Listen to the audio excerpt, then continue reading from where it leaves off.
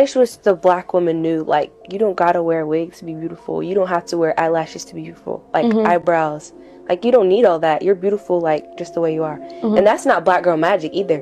Black girl magic is natural. Like, it looks way better. Yeah. I also think that they've talked themselves into, and they can't talk themselves out of, I think they know that being natural and being with no makeup and all this stuff is beautiful, but they've been told and they've been shown, like, this is beautiful. They just been so shown they can't over get and over. And they just want to fit in. They just want to fit in. That's true. I mean, that's what everybody's doing, right? Because even like we've never grown up with wigs. We've never grown up with fake eyelashes. And in our minds, we know natural. You know, we know We've it's always beautiful. been natural, right? We know it's the way to go. But we're still affected by it. We're still like. And but am I enough? imagine if we hadn't grown up this way, how affected we'd be by it. Like if it was our moms doing it, or our sisters, or our best friend at school, like that would be. How do you even fight that alone? I think black women are so powerful. Oh, yes. If we could, like, come together. Move as a group. Yes. Yes. I can't. Imagine all the naturalness. Yes. Like, the froze and then the different hairstyles and the braids and the twists and the curl. shea butter. Yes. And shining skin. Because actually, I think wearing a wig and doing all that stuff is upholding a racist system. Some of that is racism, but some of it is also just like no one's ever satisfied with who they are. Like you got white people with dreads, you got white people with braids and twists. Like that's not their culture. Right. You And know? tons of white ladies are having so many extensions now too. I never knew how big of a thing it was, but yeah, everybody be putting hair in. Talked about interracial marriage, and then we said, as young black women, blah, blah, blah, and people were like, you can't say that. Why can't you?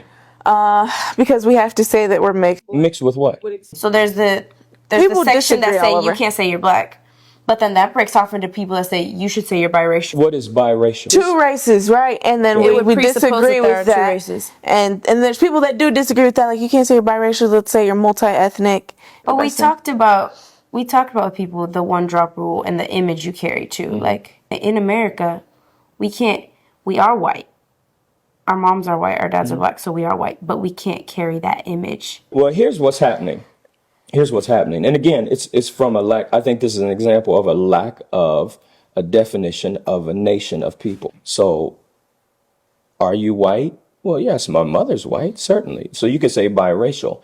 In America, this is why I like the term African American so much, because African American, the image that you bear, not just in America, but around the world, you will not go anywhere in the world, no matter what, and they say you're white.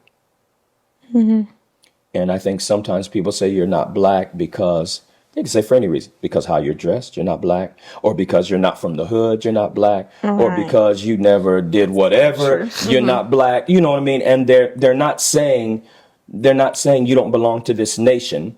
They're often rather saying you don't fit my experience of what I have understood what black people are, or the media or projection of what black women are. And again, the lack is because there's no leadership defining that. Hi guys, welcome back to my channel. So guys, I'm back again with another interesting video, and in this video we are going to be diving deep into this TikTok trend around interracial black women and monoracial black women. I feel like this is one of the most interesting topics I have ever come across on social media. As an African, I do not have a lot of experience just like black American women, but I love black American women, and I have been researching and educating myself about everything that happened in America. I got to know a lot of things, or the way people perceive black women or black people when I came to China. So in this video, we are going to be going through a lot of discussion on TikTok. There are a lot of people who believe that interracial black women should not be identified as black women because it gives them the room to take space that belongs to black women. A lot of other people are also saying that interracial black women often feel like they are better than black women, and that black women are jealous of them. Like, there's a lot of discussion around this topic. But before we get into that, I want to remind you to be respectful with your comments, because my channel is all about interracial relationship. I do not want to hurt anybody feeling. I support interracial relationship. This video is for educational purpose, because honestly I learned a lot going through a lot of videos that I have watched on this topic, and I believe that there are a lot of women that are supposed to or want to learn or listen to this kind of discussion. So let's get into it. Mixed people are not black. This is something that I've always said in real life, but for me, mixed people would never be black. They never will be, right? Because you can't mix black and white and say you got black, you got gray, right? They can't claim whiteness. So how come they can claim blackness, right? And for me, it is really important for us as black people to separate ourselves from, you know, biracial people, because as long as we are lumping them together with us, we can't win, right? Because they are closer to whiteness. It is what it is. This we won't be able to change. The world will remain, you know, racist. It is what it is, right? And then by and large, the world will remain colorist. This is what I believe, at least in my lifetime.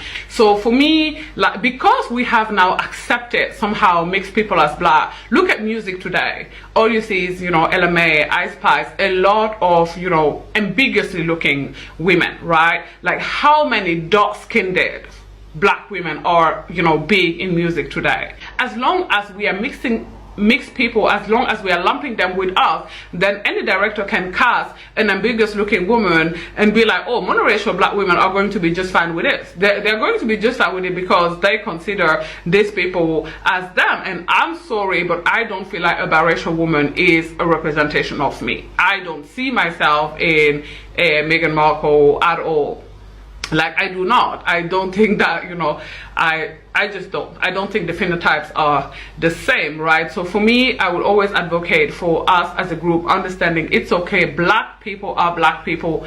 White people are white people. Mixed people are mixed people. And there is nothing wrong with that. Actually, I feel that sometimes we force blackness down their throat. There are some biracial people who came out and say, actually, you know, I'm not claiming black. And, you know, black people been claiming them, and they came out and say, child, embarrassing, right? They came out and said, actually, you know, I feel somewhere in the middle. So I think, you know, we should allow them to have that. And to be honest, even if they feel black, in my book, like, as problematic as this statement may sound, they're not, right? The experience of a biracial person moving through the world is never going to be like similar, the exact same. It can be similar, but it's never going to be the exact same experience than the experience of being a darker skin, a darker person, a person of a darker hue moving through the world. Like the racism they experience, and this is not to say that they won't experience racism, but even if they do, it's never or rarely ever going to be at the intensity of the one that we experience. So the experiences are different. The average dark-skinned, monoracial,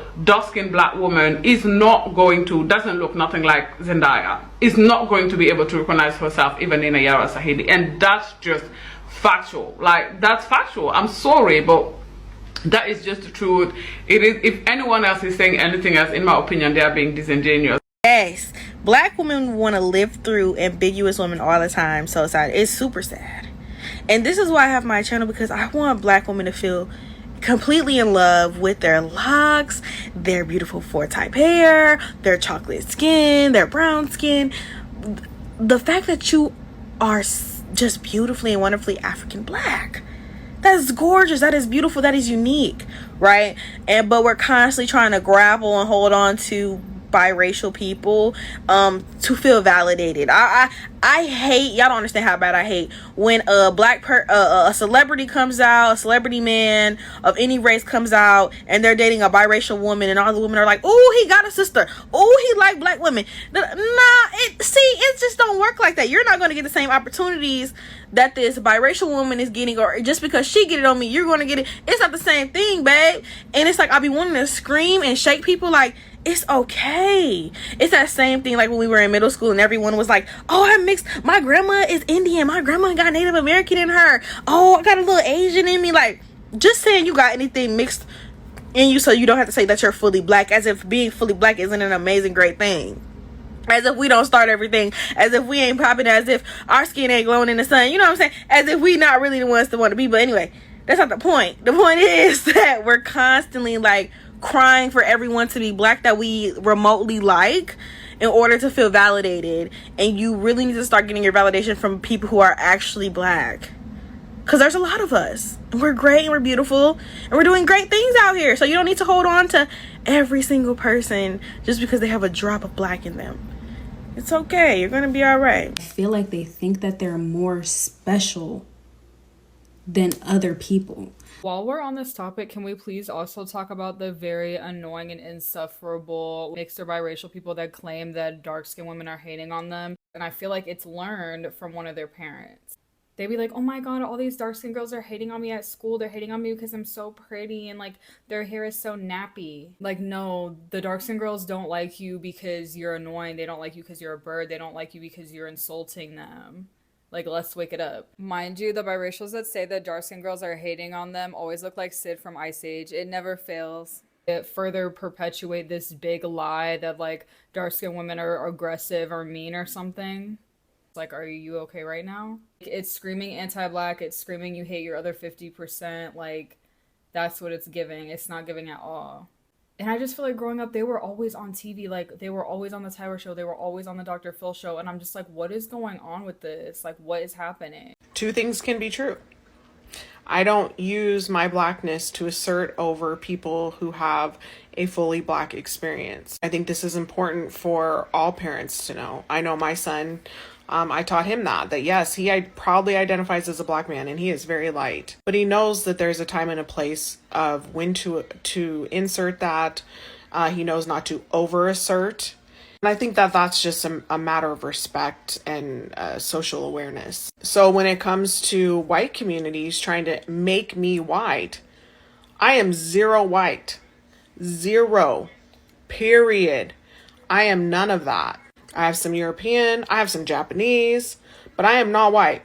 There's a lot of nuance here, and I think it's staying aware, staying present, staying tuned in to the black community, and moving accordingly. Okay, so yeah, let's talk about phenotype. We know that phenotype is what your visible physical facial features, right? We know that phenotype comes from genotype and environmental factors, right? I'm sure there's other things that I'm leaving out or forgetting. You say here that calling myself black actually hurts black women that have actually black phenotype. This really feels like two comments here. And I'm going to cut it in half. The first half is worth addressing at another time, but I want to just really stick with the phenotype piece here. There have been other comments on this video that say, or that reference a real black phenotype. And so I want to ask you and others who have made a similar comment, what do you consider an actually black phenotype? Excuse me, because black people are the most phenotypically diverse in the entire world. We are all over the planet. Let's just even take the continent of Africa. So many countries, countless tribes, right? Such a variety of phenotypes. From North Africa to Sub-Saharan, from West Africa to East Africa. Black people on that continent look vastly different, right? Here in the United States, even if you take someone like me, who is biracial, out of the equation, if we just talk about the descendants of enslaved African people in the United States, the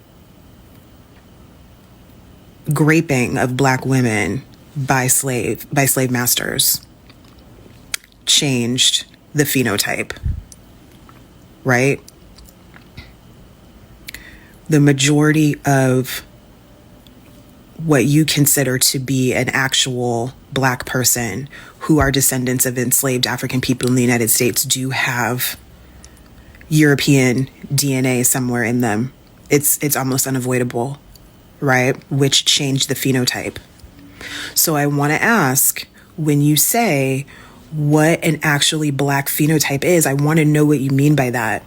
If you mean someone that has darker skin than me, then just say that. If you mean someone that has a different hair texture than me, then just say that. But even within, again, the continent of Africa or other places that Black people are native to and inhabit, there are people that look like myself who are not biracial. So I think we need to really clarify what this means. And if you mean that I shouldn't be calling myself Black because I have a white parent, then that's what you should be saying. So I want to also address the first part of that last sentence where you said calling yourself Black actually hurts Black women. So personally, I don't think it's calling myself Black that actually hurts Black women. I think it's taking up space where I shouldn't that hurts other Black women. The Black women that you say are actually Black phenotype. When we talk about representation and visibility, we all know that it is often that it is people that look like me or in the realm of of me, you know, that end up being used to represent Black women, right? There was another comment in here about, I think it was media representation and television shows, and I agree with that as well. You know, there's a lot of, we see the TV shows where it's, you know, two Black parents who are brown or even dark skinned, and then the child looks like me or some sort of variation like me, like a Zendaya type, that their child looks like Zendaya, right? Or they'll have, you know, the darker skinned Black husband, and then the wife looks like Hillary Banks. You know what I mean? Like, yeah, we all know that. And I agree, there needs to be more representation of Black women that do not look like me. I wholeheartedly believe that. I wholeheartedly believe that I should not be the spokesperson for Black women. I should not be the one that is called upon to represent the face of Black women. It should be other women. It should be brown skinned women. It should be darker skinned women. And I actively make sure that I do not do that as often as I can. And just to be fully transparent, I didn't always see this. I had to evolve. There was definitely a point in my life where I was taking up space that I should not have been, because I was taught that I was the center, right? I was taught that obviously by society, but you know, my mom, Black woman, raised me to be Black, but there was also a lot of colorism going on there. And she really passed a lot of that down. So I had to unlearn and evolve and do a lot of things over the years. And I didn't do it on my own. So yes, I just wanted to acknowledge your comment because I think it was worth acknowledging. And I think it bears more discussion. So who wins when we pit mixed Black girls against other Black girls? If you guess white supremacy, you get a point. There's a long traumatic history of Black mixed women being used to silence and marginalize other Black women, and that is painful and horrible.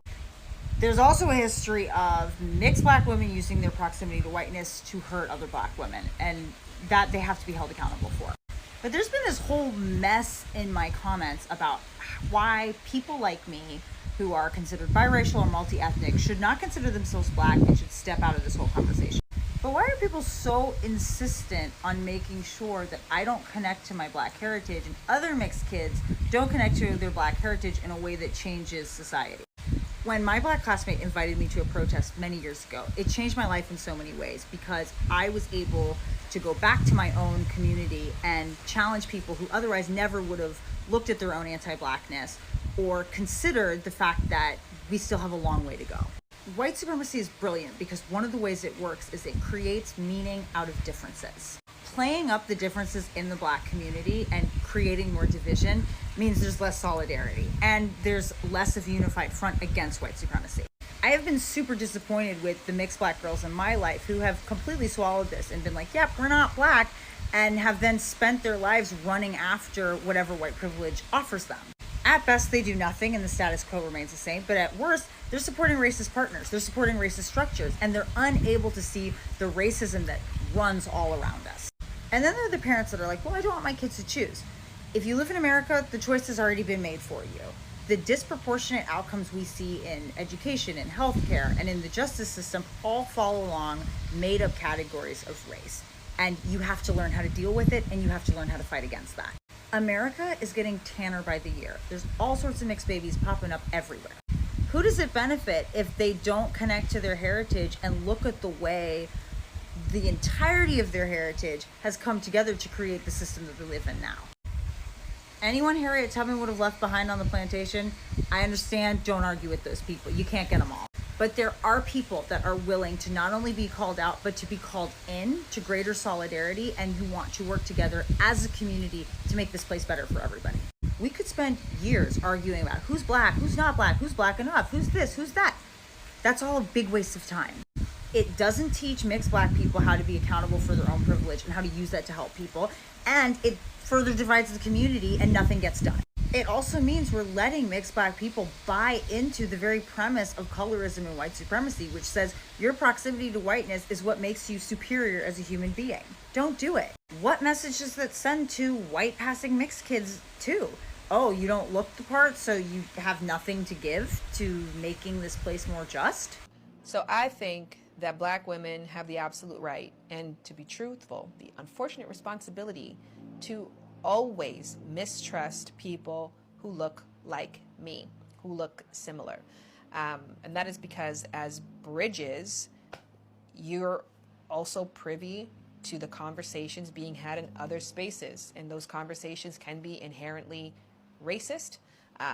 They can be featurist, colorist. And even if you don't align or subscribe to those messagings, you can subconsciously become sponges to them. I can also say for myself, I notice how comfortable people are saying things that are outright wrong and racist and prejudiced about Black women to me. I've had an example of that on the podcast with that guest Sincere, where he made that comment and it just rolled off of his tongue as if it was not my mom and my aunts and me and my daughter and like big, huge, important, impactful, sacred parts of me that they were also slandering.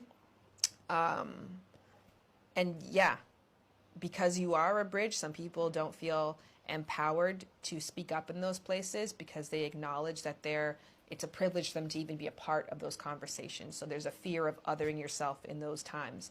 And it takes a lot of bravery and maturity to get to a place where you can do that, and some people don't feel like they can afford that.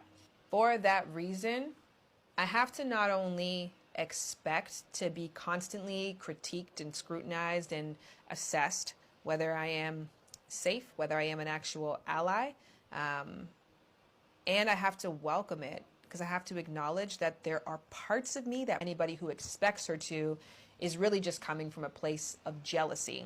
And that's a word that we often hear in the Black community in regards to people who are ambiguous and people who are non-ambiguous. And that's the wrong word. I don't think it has a damn thing to do with jealousy. I think it has to do with trust. People want to know if they can trust me. People want to know if I have their back or if I have them in mind.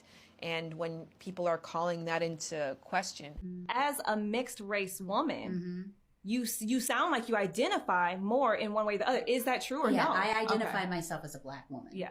My mother is Black. You know what I mean?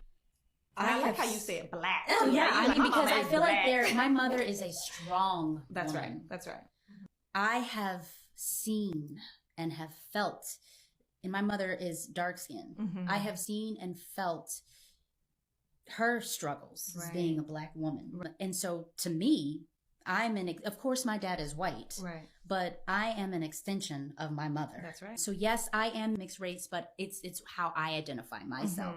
And I identify myself as a Black woman. That is how I've been viewed, how I've been seen. And I remember studying in school the single drop of, Black blood. Right. You black. You black. That's how we were raised. That's how we were raised. That's how we're raised. And so that's how I consider myself. And I just feel like that is my purpose, like I was saying, and my passion in life is to be that representation for my community of diverse women and Black. Okay, so I am a biracial Black person. This is another biracial Black person. This is another biracial Black person.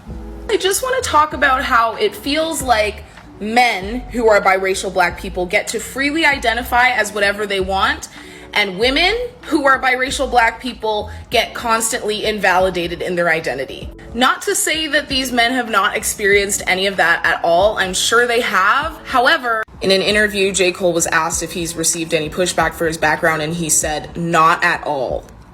Not at all. I'm jealous. I'm truly jealous. Because the way it feels like biracial Black men get to identify and decide their identity, I feel like biracial women do not get that same grace. And anytime I want to talk about Black issues, I get a lot of, you're white, why are you talking about this? And I'm just wondering why that is. No, but actually this needs to be talked about more. As a biracial Black woman myself, I am constantly invalidated in my Blackness. However, I see biracial Black men who get to identify as Black and only Black all the time. And no one is telling them that they can't identify as Black because they're biracial. In a patriarchal, misogynistic society, this is not surprising. However, I really wish people would let biracial Black women identify as Black if it suits them.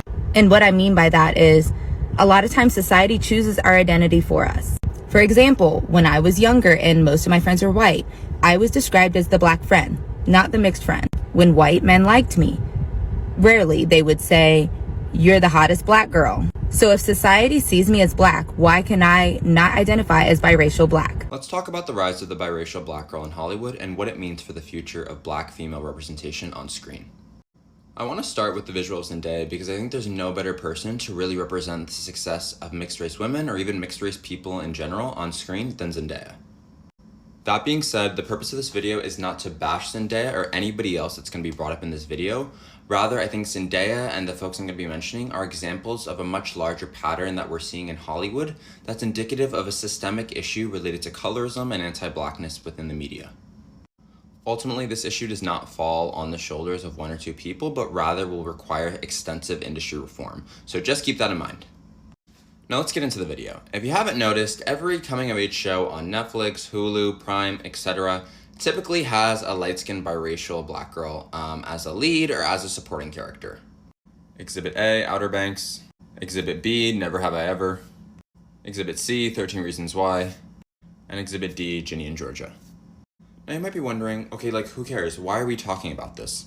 Ultimately, this is an issue worth discussing because one of the biggest criticisms that's been voiced by Black women, as well as just Black folks in general, is this dwindling representation of unambiguous Black women on screen, particularly as main characters. For example, in the early 2000s, we had shows like Ant Farm, Drew Jackson VP, and Coco Jones starring in Let It Shine. But unfortunately, what we're now seeing is this trend of light-skinned biracial girls playing fully Black characters. Let's take a look. We have Amandla Stenberg in The Hate You Give, who is the daughter of these two folks over here, Zendaya and Casey Undercover, Yara Shahidi in Blackish, and also I think it's important to mention that like a lot of the folks in the Blackish cast actually are mixed race, and that's a whole nother discussion because Kenya Barris has come under fire for his representation of the Black family. I don't know if anybody remembers Kenya's show Black AF, but this was heavily criticized for its light-skin casting and the way at which it's felt like he was trying to present a very diluted form of the Black family by only having light-skinned, racially ambiguous Black children. Looking at how biracial Black girls are becoming the sole form of representation for Black femininity on screen is one piece of the puzzle, but it's also important to look at what happens when we have a biracial Black girl and a Black girl in the same show. And I think the best example of this is High School Musical, the musical, the series, starring Sophia Wiley and Dara Renee. From episode 1, Courtney, played by Dara Renee, is very much positioned as Nini, played by Olivia Rodrigo's black best friend, her sidekick, and she's sassy, she's kind of aggressive, and it honestly reeks of the angry black woman stereotype. Yet Sophia Wiley's character, Gina, is very much positioned as a lead and a character with substance and depth. It's also worth mentioning that Gina's love interest got significantly more screen time and attention compared to Courtney's. Like, why did we never see this guy? Or this guy? Like, you really never saw Courtney and Jet or Courtney and Howie together all that much. Yet the bulk of season 4 revolved around Gina and Ricky's love story. And on that note, one trend I'm noticing is the white boy and the biracial black girl being put together as love interests. This happens in Outer Banks, Spider-Man, and Ginny and Georgia. Now, I think this is really interesting because I think it represents a sharp contrast from what I was exposed to in terms of interracial relationships on screen. The very first memory I have of seeing interracial couples was really Rags with Keke Palmer and Max Schneider. And while we still have fully black girls being with white guys on screen, it's really interesting how I'm seeing less and less of this, and like I said, more of the white boy and the biracial black girl. This ultimately raises the larger question of, does blackness have to be diluted to be marketable? I don't know if you remember, but during the pandemic, Coco Jones released a video about what happened to her career and why she kind of fell off after Let It Shine. And in this video, she talks about how she was constantly told she was not marketable enough. Now, if you're watching that video in live time, you would see that a lot of people were commenting / comparing her to Zendaya, and how, despite the fact that Zendaya was never mentioned by name, that's what a lot of people jumped to. In no way am I trying to promote division between Coco Jones and Zendaya, but what's interesting is that they both were on the come up on Disney Channel around the same time, the early 2010s, and whereas Zendaya got Shake It Up and all of these major opportunities, Coco Jones really wasn't left with much. Now, I'm so proud of Coco Jones because she's now a Grammy winner, she's on Bel Air, she's worked with Renee Rapp and Justin Timberlake, and Disney was a fool to really fumble that opportunity.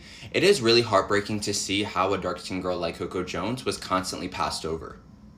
And it really enforces this larger point that I'm trying to make, where it seems like the marketability of blackness is contingent upon having a black female in close proximity to whiteness through a romantic relationship or a friendship, or by simply casting a black girl that is half white.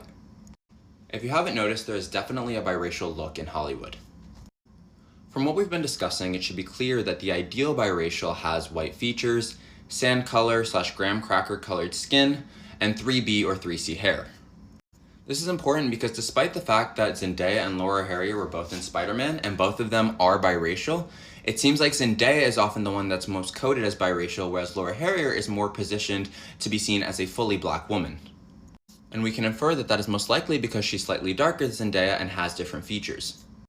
But what's problematic about Zendaya serving as one of the few examples of black femininity on screen is that it really oversimplifies what it means to be a mixed race person, and in this case, a mixed race woman. Mixed race black people come in all different shades, have different features, and there's no one way to be biracial, and there should be no ideal biracial look. So when you constantly put out biracial girls that all look the same and have similar features, it upholds this idea that there's only one way to be biracial.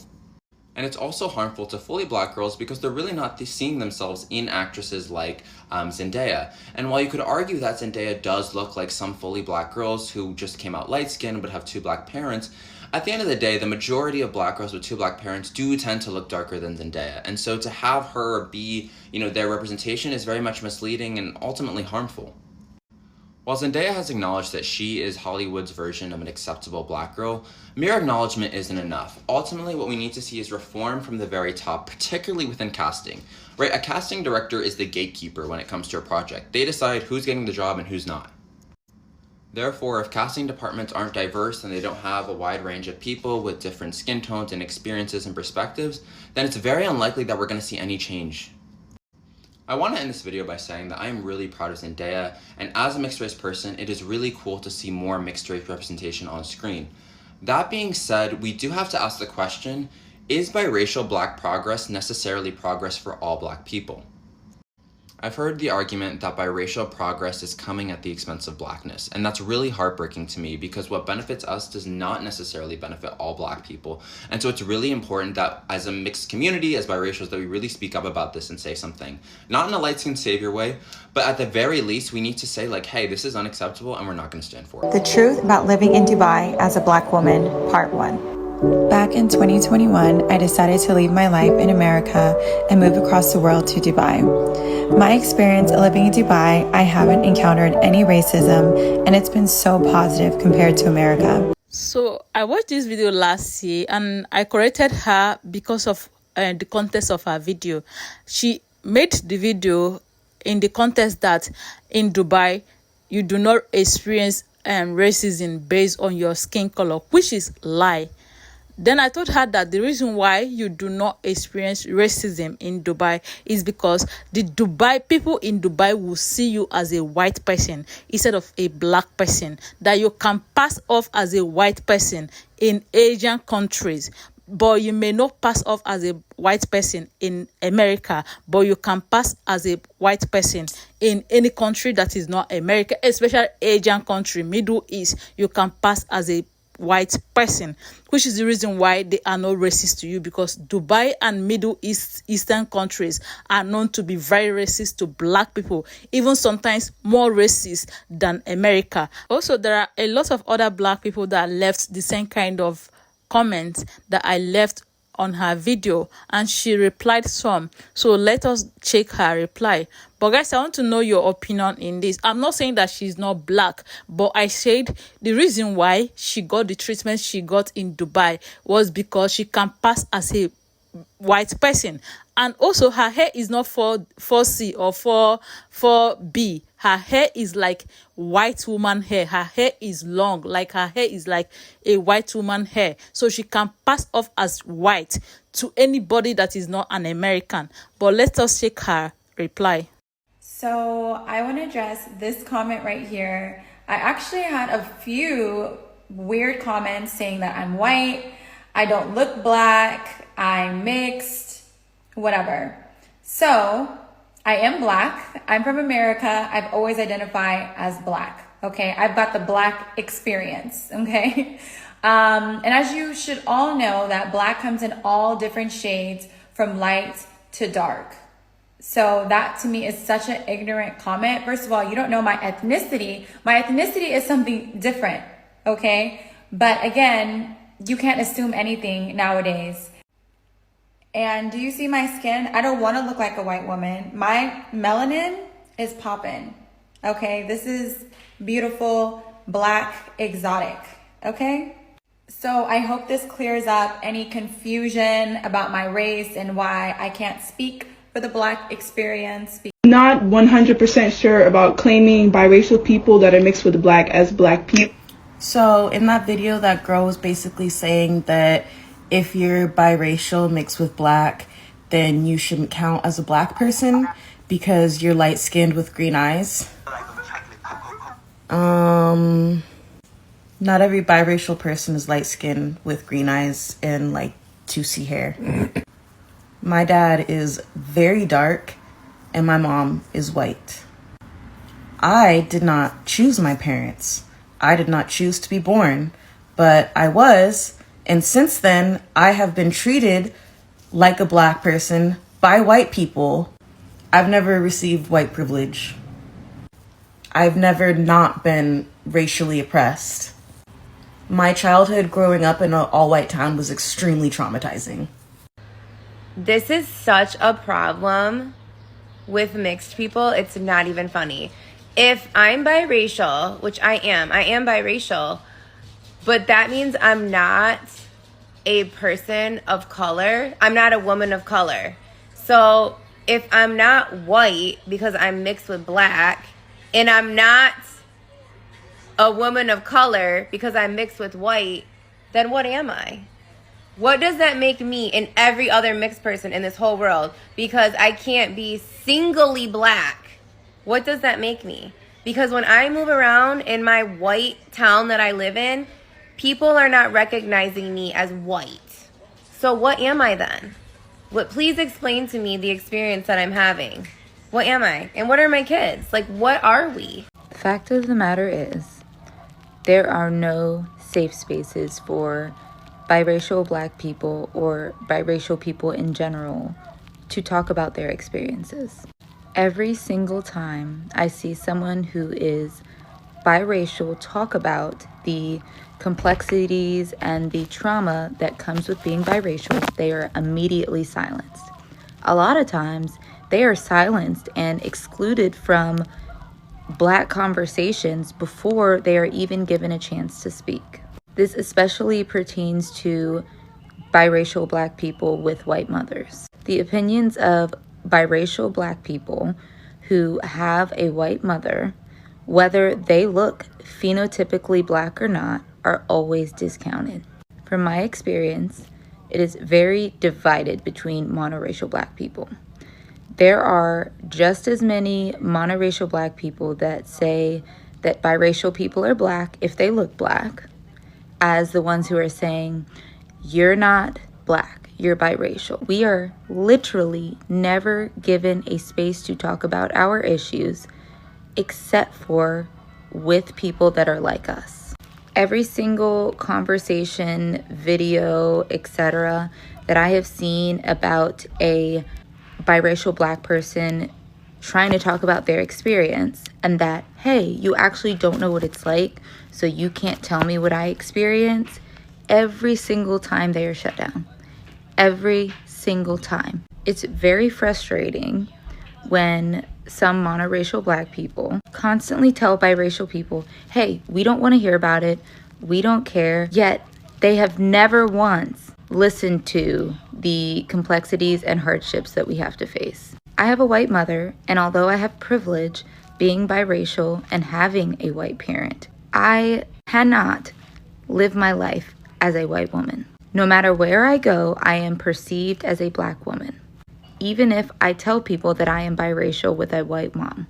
Furthermore, if someone posts on their own page about their experiences being biracial, they are not speaking over monoracial Black people. It's their own page. The bottom line is, y'all do not like biracial people.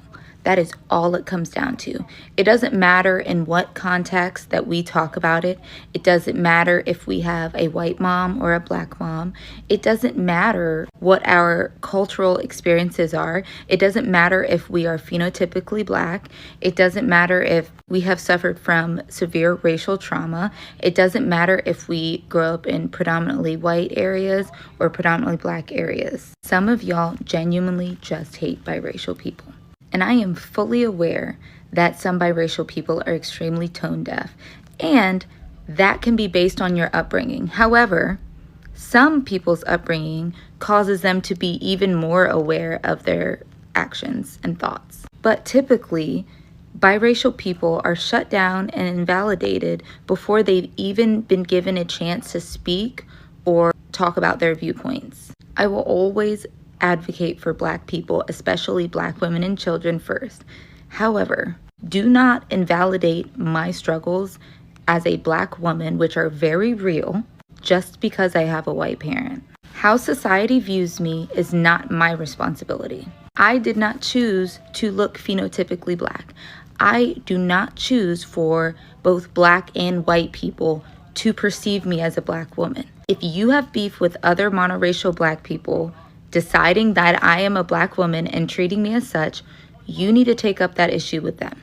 My identity is my identity, and I base that off of my real life experiences. You don't get to tell me what I am. Many biracial Black people do not have the privilege of passing or going through life as anything other than a Black person. So you don't get to tell them that they do. It doesn't matter how much we advocate for the Black community.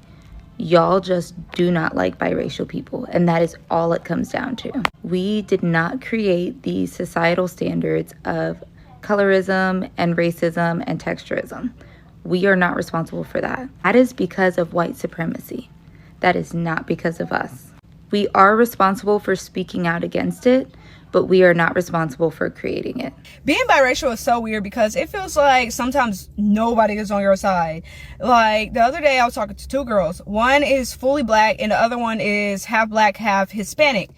And the fully Black girl is telling me, like, I don't respect you the same as a Black woman if you have a white mother and a Black father. I have a white mother and a Black father, for one. Okay, so we're getting personal. and she said, I respect girls who have a black mother and a white father more, because a black woman will teach you the history more than a black man, or a white mother can't teach you the history, blah, blah, blah. But like, what are we talking about? Are you dumb? Like, are we not realizing that my dad came out of a black woman, my grandma, and my grandma is a part of my life? Are we forgetting that I have black aunties, black cousins? Like what? So you're saying like I'm less black than this girl, which I hate that argument with like biracial kids. Like, leave us alone. Like, cause if I was walking around saying I was white, I'd look crazy, right? Anyway, so then the girl next to her, who is biracial, is going like, agree with her. Oh, now I'm about to embarrass you, because for one, your mother's Hispanic, not black, and your daddy was never part of the household. So what are you? What are you? Like, I just don't understand this whole, like, stigma around biracial kids. Like, leave us alone. Like, I'm black. If somebody asks me what I am black. My father's black. Nobody looks at me any different. Nobody's looking like I'm white. What's going on? We know it's the way to go. This, ladies and gentlemen, is why we have to gatekeep what it means to be a monoracial black woman. Because why in the fuck are these multiracial, biracial women that does not relate to the monoracial black woman's experience sitting up here talking about what a black woman needs to do? Ma'am, you're not a black woman. Like, what is going on? Everybody is so concerned with what certain types of black women do, how they wear their hair, what wigs they wear, what eyelashes they wear. Why does it matter? Like, yes, we do know that we're beautiful. Yes, we've had a lot to go through as far as our actual phenotype is concerned, because we've been discriminated against. People have bullied us because of our natural features. So we do have a lot to unlearn and to unpack. But you cannot sit up there being light, bright with, that certain texture of hair that you never had to go natural or do a big chop to achieve a natural aesthetic. You cannot sit up here from that lens and say shit about the black woman's experience. I'm just so over it. And then one of them actually said she spoke about black women as if she was not a part of the collective. They know who the fuck they are. They know how they're presented in the world. They know how the world sees and views them versus monoracial black women. So could we stop with the one drop rule bullshit? Enough is enough already. I wish the fuck I would sit up here and take advice from women that clearly got Caucasian clear mothers. Like, anyways, what y'all think about this? Spread love is the Brooklyn way, because they're black. Their voice can be heard. You may receive however you want, but what does biracial have to do with anything? You don't know their struggles or the things they went through. And exactly. So they wouldn't know my struggles or the things that I go through or how I walk through the world, because we don't have the exact shared experience. No one does. But someone that is monoracial would have more in common, or they would understand more what black girl magic is, as opposed to someone that was raised by a YT Caucasian woman. I don't understand how y'all are missing that. Like, why aren't they sitting up there talking about the clear women, talking about how they don't need lip fillers to be beautiful, talking about how they don't need hair extensions to be beautiful, talking about how they don't need to excessively tan to be beautiful? Why don't they talk about, how some of them suffer with like body dysmorphia? There's so many things that they could talk about when it pertains to the mother that raised them and how they're culturally like bred, because you are what your mother's culture is. Like, for the most part, that's how you grow up. That's how you're socialized. So for them to always, or for anybody, period, to always have something to say only about one half of themselves, you have to ask yourself why. Like, you don't, and you said they're black, period. No, you said biracial or not, they're black. Baby, biracial and black are not the same thing. I don't understand why we're still living in this archaic mindset when it comes to race, when clearly people are mixed. Y'all want biracial people to denounce and to like not acknowledge a whole half of themselves, and that's bizarre to me. It's always been bizarre. I have two sisters that are half Thai. Their mom is from Thailand. I would never say they're just black, and they're my sisters. We have the same dad. They're biracial, and that's okay. Spread love is the... Honestly, I'm not the type to gatekeep anything you want to identify yourself with that. However, I feel like if you're identifying yourself as a black woman when you are biracial, it is very, very important to understand that you do not experience what it means to be a black woman, totally what it means to be a black woman. Because you having mixed, whether you're mixed with Asian or you're mixed with white or you're mixed with anything, you being mixed give you a pass where black women cannot pass. A lot of stigma and prejudice on black women, you may not receive that. A lot of people who cannot differentiate between mixed and black women, like in Asia, they only know black and white. They do not know all these mixed and other race. They only know black and white. This is the reason why in China they treat Moroccans as white people, white discriminating against black people. But they are Moroccans. If we should go to America as a black African and a Moroccan, they will respect black people more than Moroccans. But in Asia, they respect them more because of their skin color.